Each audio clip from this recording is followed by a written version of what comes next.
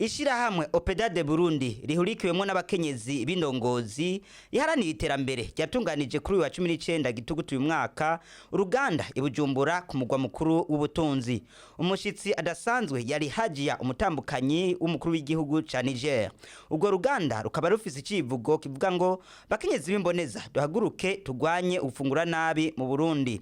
Umutambukanyi w'umukuru w'igihugu c'u Burundi Angeline Ndayishimiye akaba yani nawe arongoye iryo shirahamwe yamenyesheje ko Ishirahamwe Opdad ryihaye ihangiro ryo gutuza bimwe biboneka ikibazo cyo gufungura nabi na cane mu Burundi narijya ko risanzwe rifasha ibigo by'imfuvyi kandi ryiyemeje gukaririza ubwenge abandi bakenyezi b'indongozi.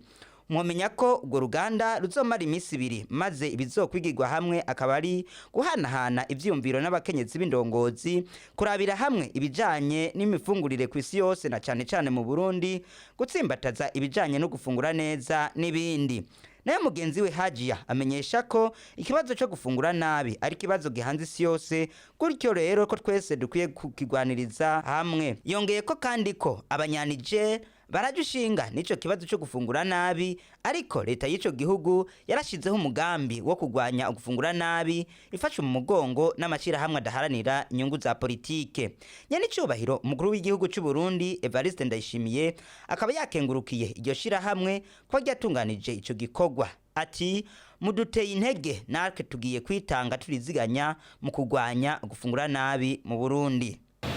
Nico gituma ntamwe gukeza abazanye icyiyumviro na cane nyakubahwa umutambukanyi w'umukuru w'igihugu cy'u Burundi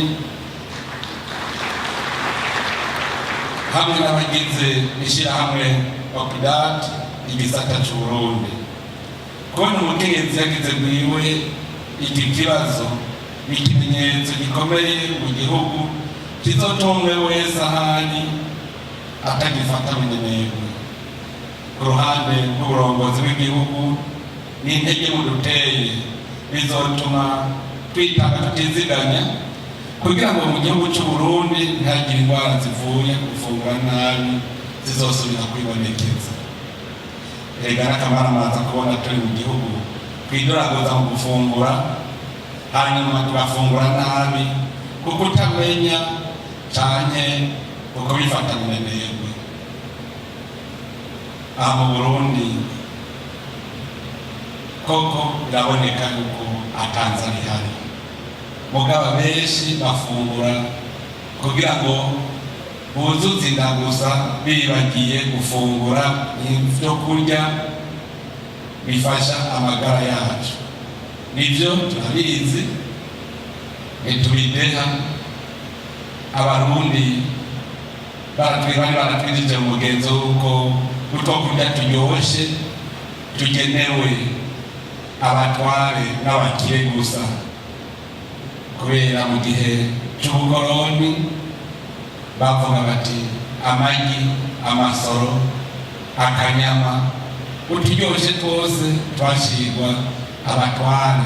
Bica bituma abarundi batangura kwinura ibiryoshe bakibaza ko ari ivy'abakire gusa. None rero ibihe vyarahindutse, ntawe amahandi n'akabande, ibihe vyarahindutse. Uwe utangure gufungura neza kuko si ivyo dukenya. Abarundi twigura ivyo kurya vy'ubwoko bwose.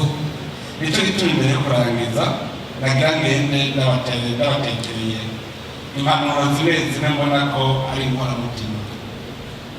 Ku bushikiranganji bw'amagara y'abantu n'ubujejwe uburimyi n'ubworozi turabasavye kongereza imboga mu gukurikirana igisata cyo gufungura neza.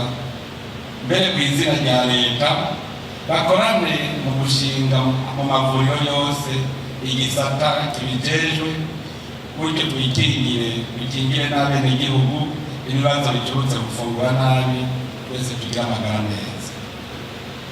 Ku basanzwe bashyigikira Burundi mu bisata bijanye no gufungura tubasaba kubandanya bafata mu mugongo ibisata bitandukanye basanzwe bakoreramo kugira ngo dusezerere burundu ibijanye no gufungura nabi mu Burundi maze abenegihugu bagira amagara meza gutyo bitabire ibikorwa vy'iterambere.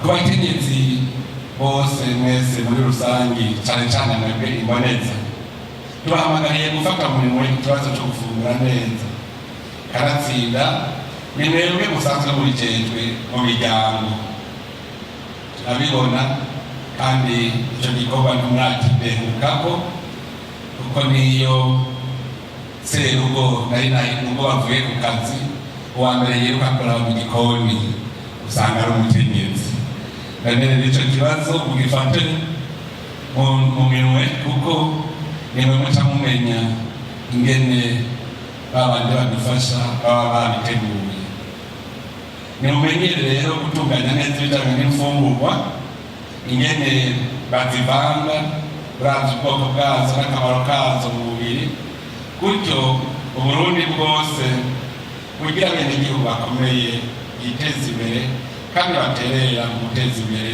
igihugu.